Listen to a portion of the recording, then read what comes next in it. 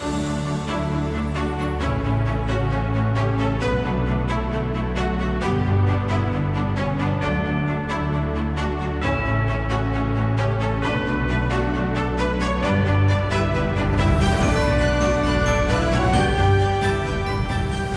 and welcome to Faith in Politics, where we aim to discuss politics through the lens of faith, both here in Hawaii and around the world. I'm Brennan Scarborough, your host. In this program, we continue with Daniel Molina and Daniel Rich of the FCA on their discussion of the Supreme Court decision that allows high school coaches to pray with their team. Also, did COVID have an effect on high school athletes? McKethan discusses the Inflation Reduction Act. Will it live up to its title, or is it just wishful thinking? But first, we start this episode with part 2 of a discussion with our producer Pete Klaproth and economic advisor Kelly Dunagan on the economy, the recession, and inflation. How will this affect us living in Hawaii? And does our vote in November affect the economy? Let's join in with that conversation. So the president just signed the Inflation Reduction Act. That sounds scary to me, and I'm thinking, what is that going to cost us? What is that? What is it? And will it cost us something? One thing when it comes to our government, when you read the title of a bill, that tells you exactly what it's not going to do. So that is just military the fact. intelligence? Exactly, yes. Okay. So this is definitely not going to help inflation at all. It was to put through the administration's, Build Back Better plan, but in a very pared down form that also incorporated New Green Deal things in it, such as solar and wind. So really, it's a name change. So that's all. And they've kind of mellowed out. Exactly. So it was Green New Deal, pretty radical. Buy Back Better, a little less radical. Right. And now we've got this Inflation Reduction Act, which really has nothing to do with inflation whatsoever. You can see immediately it has nothing to do with inflation. It has to do with healthcare. It has to do with green energy. It has to do with raising taxes, on big business and small business. It has to do with beefing up the IRS. All of those things really are not inflationary. Yeah, I'm glad you mentioned that. I mean, the IRS, this is very interesting and pretty scary, actually, as far as I'm concerned. Is it 87,000 new agents, and they're all being trained with weapon usage? There are going to be several that will be trained with weapons usage. The IRS always has had agents that have had weapons. They have been behind on filling some spots from the past. They have about 300 positions open for weapons-carrying agents. But yeah, it looks like they're going to try to add a lot more weapons-carrying agents. And in our opinion, this part of the bill is really going after small business. That really is what it's doing. Businesses that have revenue, plus or minus 50,000 from 200,000. So really in that low-end small business, that's where they're going to really beef up the agents' audits. We expect the audits to increase about threefold in that band. So that really is the focus. This bill really is targeted to the middle class. The wealthy are going to be fine. They're insulated for most of it. They were proposing raising the top end tax bracket to 39-40% again. That did not go through. So this really, and on the lower end, they really aren't changing anything either. So this really is a target at the middle class, to be perfectly frank. Yeah. And what does that mean for our country? If the middle class, how big is it? Someone told me that the middle class, middle-sized businesses, small businesses, really drives the economy in America. They do drive the economy. Yeah, they are well over 60-70% of our economy is driven by small business. And you think about that, in our families with our friends, how many of them do you know that have small side businesses or small businesses such as a florist shop or a nail salon or a small manufacturing company? Whatever. We all know people that have small businesses. It is the biggest part of our economy. A few weeks ago, we interviewed somebody and about the economy, and he made an interesting statement. He said, I don't know why we always seem to hit a recession and inflation goes up when the Democrats are in power. Is that what did you think about that? It's semi-true, yes. So what typically happens historically, if you look back, when you come out of a more conservative administration, those policies that are implemented during a conservative administration, they do take years to actually come to fruition. So by the time that a conservative president really gets to see their work into fruition, we're typically into a Democratic administration. So they get to reap the benefit a lot of the time when you look historically of the benefits of the policies from before. And then if they get elected to a second term on the Democratic side, then that's when they will start to implement their policies that then historically will create a drag on the economy and can push us into a recession, that then the minds shift in the U.S. again, and we put a conservative president back in to try to fix it or whatever. It's just this it really is just a back and forth. Yeah. Wow. Do you have the gift of prophecy by chance? Can you tell us what your estimation is, looking at the political landscape as November is just around the corner? Do you think that's what's happening? There's going to be a swing because people are tired. I mean, really, I always say politics doesn't interest anybody until it's knocking on your door, right? And it's knocking on our door, right? Yep. Especially economically. So do you see a swing happening? Everybody's talking about that. And if that's going to happen, what's going to happen economically? We do see a swing. When I'm talking to people, I always reference it to a pendulum. Yes. So the pendulum can only get so high before it has to start swinging back the other way. And I think this election we're going to start to see the pendulum swing back the other way, which will be good in our opinion for the economy, because what it'll prevent is another Inflation Reduction Act type of thing being passed. It will be blocked if the conservatives get the House, possibly the Senate. But if they do, that'll put the brakes on, and that's why we're seeing such a push for all of the things that we've seen over the last few weeks that the government's trying to get pushed through now before the elections. Yeah. Exactly. So how important is it to vote as a Christ follower, as someone who believes in Jesus, and all the issues are filtered through what our belief system is? How important is it to vote? It's extremely important in our opinion. And the reason is, especially in America, our founders created our country with you and I and everyone else. We are the kings and queens. The government is not the king and it's not the queen. We have the power of the vote. So, and we are a representative republic. We're not technically a democracy. And what that means is we hire representatives. We vote for representatives to represent us so we don't have to show up to all the meetings. So if we continue to forfeit that power, though, if we can continue to abdicate our throne that we were given by our founders, we really cannot complain in the direction of our, where our country's going, because the power lies with us. And we need to get out and vote, and we need to overwhelm the system with our votes. When you say overwhelm, is that important, with all the controversy with 2020, a lot of cheating going on? Who knows if we'll ever work it out? I mean, I can see a lot of things, but is that the thing we need to do to overwhelm? We have to overwhelm. Just here in Hawaii, you guys had your elections here, I think, last week. Yeah, a couple of weeks ago. Yeah, and you have about 850,000 registered voters in the state, and only about 300,000 voted. Yes. That is not acceptable. Yeah. That means people that are watching or listening to this, a lot of them probably did not vote. Yes. So we cannot abdicate our throne. We were given the throne to sit on by our founders to cast these votes. And if we're abdicating it, or just falling on old family politics, it's not going to end well. Yeah, they say there's a budget. I can't remember what the number is, but what that means is that each vote actually is worth $25,000. So if you can do the math real quick, can you do that? 25,000 times 850. No, so if exactly. you're not voting, you're giving 25,000 to somebody else. Yeah, exactly. And that's really scary. Yeah, you're just paying for a process that you're not participating in.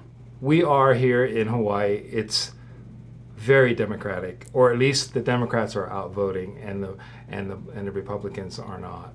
And there are a lot of people that are dismayed. They're thinking, well, nothing's ever going to change. Mm-hmm.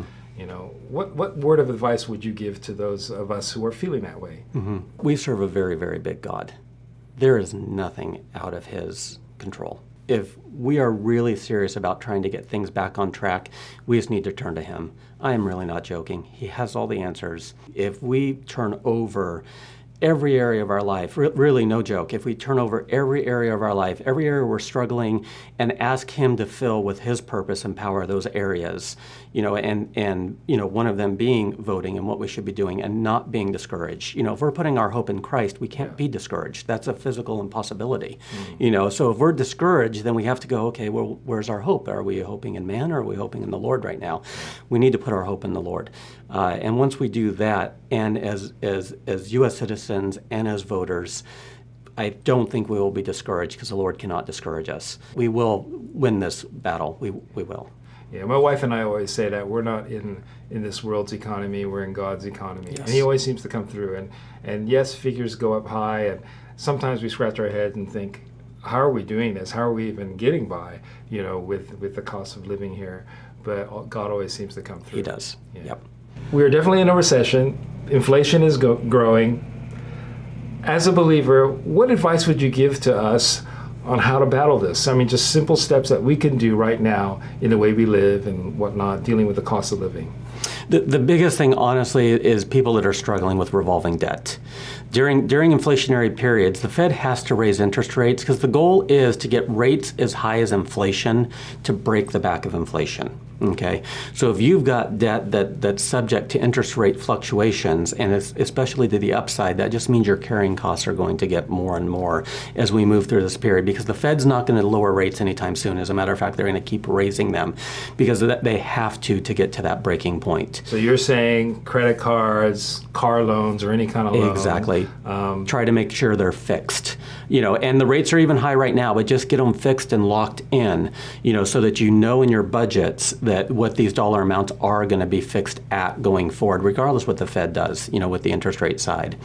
And the other side of it is, yes, things are much more expensive than they were, and here in Hawaii, I mean, your energy costs are going to go up substantially, starting next month with the switch off of your natural gas plant, and bringing on oil, which is 6 times more to burn, so it's not looking good just yet, on the household budgets, but that just means that we're going to have to pare down, and buckle down, pay for the things that we absolutely need to, and we're already seeing it. People are cutting down their Walmart spending, their Target spending, their Costco spend. We're seeing all those numbers, slowly come down, and really focusing on, what we need to live on a daily basis, and that's just what we have to do. We just have to buckle down during these periods, and like I said, we just have to vote for policies and people, regardless of party, honestly. It's people that really are going to support the values that you and I and anyone listening that we want for our families and want for our country going forward. Yeah, I think it's really important, like you're saying, it's not about party. It's really, everything we do should be through the filter of our faith, of what we believe in. And through those issues that are pretty clear biblically, that's who we vote for. Yes. That's what we decide. And hopefully that person will represent us, and we will see change.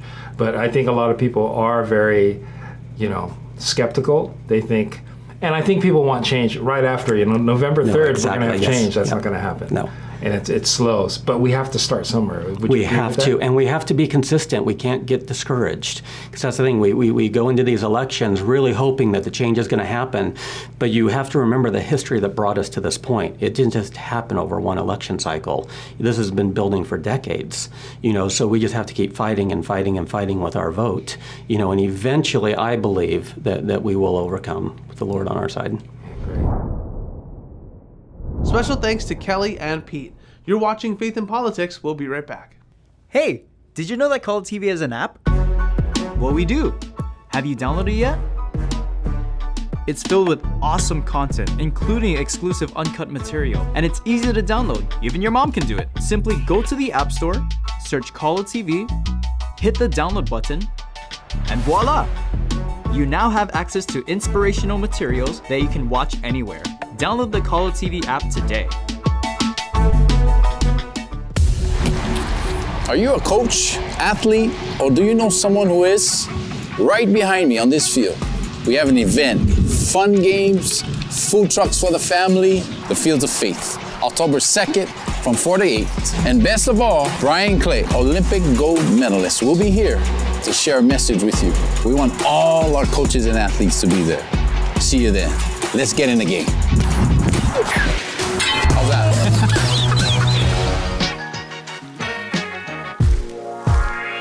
People ask me, how did I end up working at KALO TV? Well, as I was about to graduate from high school, I got involved with a video project at my church. The finished video was shown to KALO TV, and I was offered an internship for the summer. Of course I said yes. Next thing you know, I was offered a position. Being a small team, I got involved in all aspects of production, from camera work to editing to broadcasting. And what I love most of all is KALO TV's focus on spreading the gospel. In fact, we are the only local Christian TV station in Hawaii. We are always moving forward, making efforts to improve ourselves, and always focused on Christ. Our vision is bigger than any one person. That is why I want to ask you to consider being a part of the team by supporting us, and together we can be an influence on our culture with the message of Christ. Imagine that, working together, broadcasting aloha across Hawaii. Thank you for your financial support that empowers KALO TV. Welcome back to Faith in Politics. McKethan discusses the controversial Inflation Reduction Act. How much will it cost, and will it live up to its name? Here's Mac. For all professing Christians, we should keep these words of wisdom at the forefront of our minds. And I'm talking about Proverbs chapter 25 and verse 2 that says, "It is the glory of God to conceal a matter, but the glory of kings is to search out a matter." This is what we need to be doing, searching out matters before we make uninformed decisions. And one matter that we all should look into is the recently passed Inflation Reduction Act. This is a very deceitful name because it will not do anything to reduce inflation at all. This act only acts like it reduces inflation. And when we search this matter out, we find what this bill is about. It's largely to further the green agenda, expand governmental health care, and making it seem that major corporations will foot the bill. And behind all of this is a deeper agenda, because all of these featured points are in alignment with what the governor of California has been championing all along. So why do I mention this? Because Governor Newsom seems to have his sights on the Oval Office, and bills such as this lay some groundwork that will enable his ultimate and ridiculous green plan to have a head start, plus potential buy-in from those who don't understand the madness regarding all of this. And before I get to the main points, here in Hawaii, it is no secret that many of our policies are carbon copies of the policies within the state of California. Those connections are deeply rooted, and all of us should be disturbed, especially as we attempt to follow California to achieve 100% renewable energy dependence by 2045. All without a plan, by the way. And do you see what's happening in California right now? Their electric grids are at capacity. Citizens are being told when to charge their electric vehicles, as well as to increase their thermostats or cut their AC power altogether. And they're also removing the sales of powered gas vehicles by the year 2035. And these are just a few bizarre plans that California has in motion. And it's not too far-fetched to see Hawaii become Hawaiifornia and do the same. But regarding this bill, that only acts like it's going to reduce inflation. Once again, tax credits on electrical vehicles and rooftop solar panels are the lure that are being used, but these credits are deceitful. Check it out. For example, the government may offer a 30% tax credit for solar, and then the salesperson comes and give you an entire system for $50,000. That would mean that the total rebate you would get is about $15,000 over 2 tax cycles. Great deal. However, if you only paid $10,000 in taxes over 2 cycles, that would be your total rebate.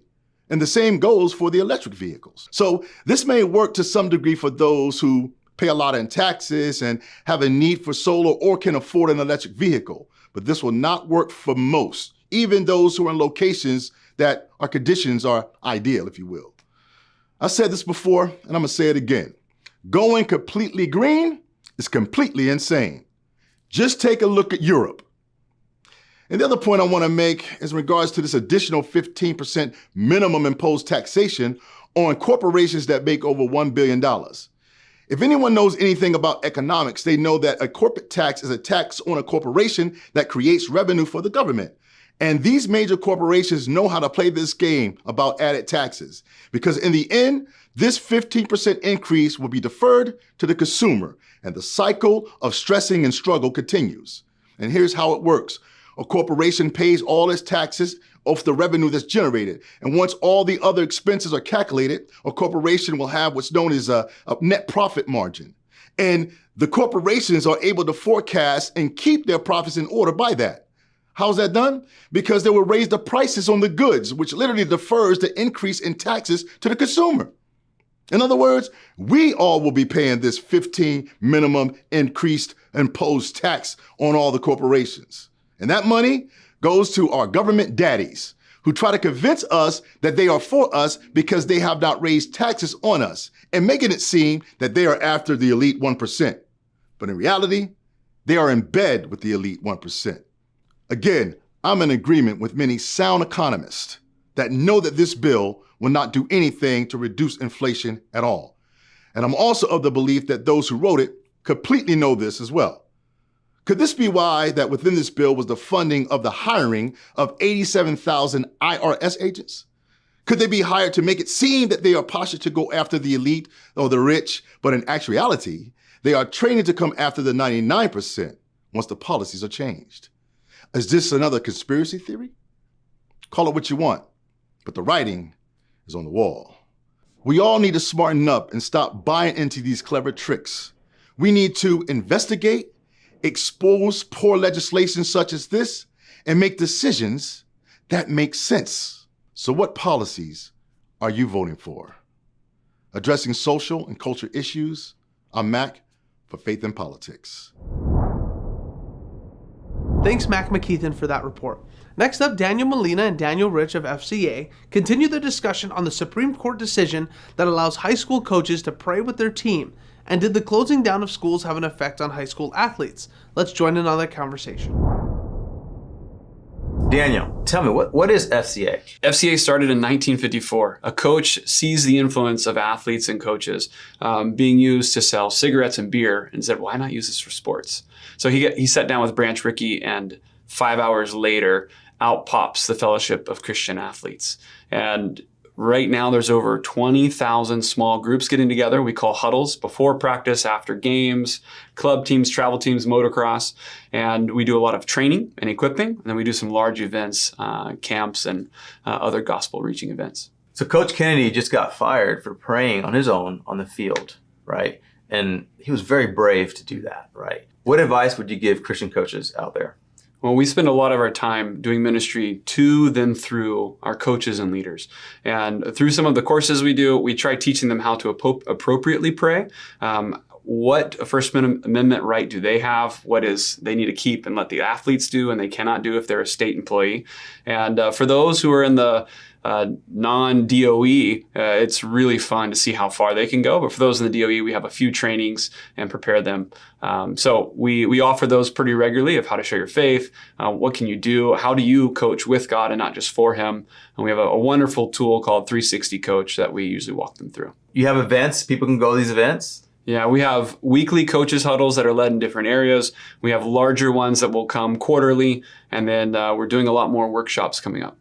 Awesome. So COVID just hit, and there's a lot of athletes that had a dream to play football or basketball, and because of COVID, they couldn't, right? So what hope do you have for them? What, their loss or identity may have been wrapped up in what they were doing. So what kind of advice would you share with them on where do they put their hope?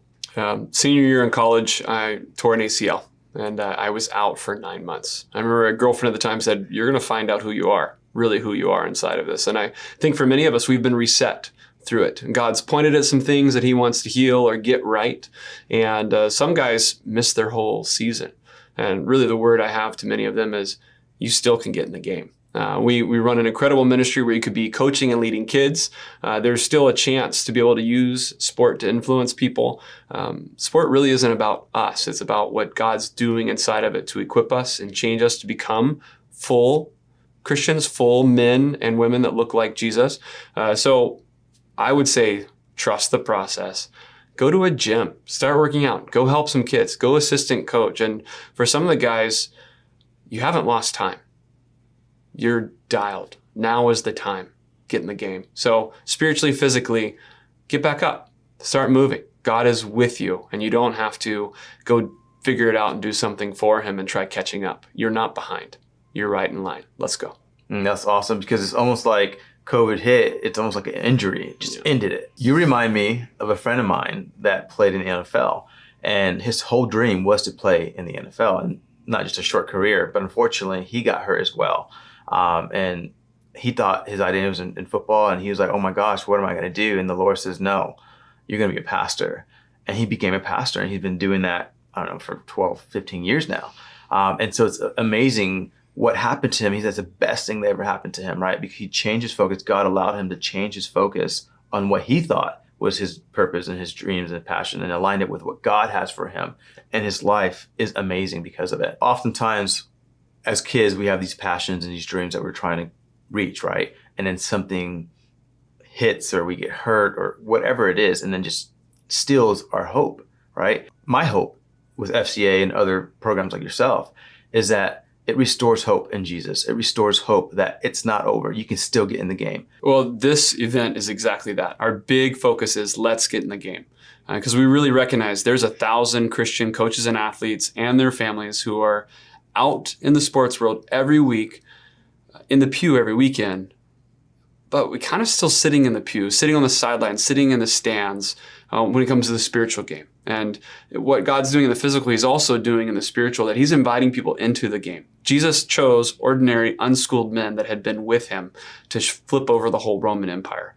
And I believe that play is still the play. I believe he wants to equip common men to do extraordinary things. So within FCA, we really have bought all in on a common man movement of every coach and every athlete reaching every coach and every athlete of Hawaii. Like, we need everyone in the game. So it's impossible to accomplish sharing the gospel with everyone in Hawaii without each of us in the game. So we're creating this Fields of Faith event to encourage them by hearing 20, 30 testimonies, incredible worship, have a fun competition time, have gold medalist Brian Clay there, do a little bit of finals, maybe get them out there to compete a little bit, and some very, very good stories of what God's done with common people. So we'd love for everyone to come. It's going to be October 2nd at Farrington Football Stadium from 4 to 8. It's a family-friendly thing, food trucks, get a chance to compete, get a chance to hear stories. So we'll go on the field, we'll be up in the stands, and at the end there's going to be a moment. Come get in the game. Let's get in the game. Now's the time. So we're inviting everyone to get down onto the field and make that difference. Awesome. Thank you, Daniel, for your time. I can't wait to be in the game of that event. Before we end this episode, we remind you that Fields of Faith is just around the corner. Get the word out to athletes, coaches, and let them know about this much-needed event. We hope you enjoyed this episode of Faith in Politics. We'll continue to bring a voice to the faith community here in Hawaii. This program exists because of viewers like you, and from all of us here at Faith in Politics, thank you for your support prayerfully and financially. If you believe the content we are providing and its importance, please consider partnering with us. For those watching on social platforms such as Rumble or YouTube, please like, subscribe, and hit that notification bell. I'm Brennan Scarborough, and until next time, aloha.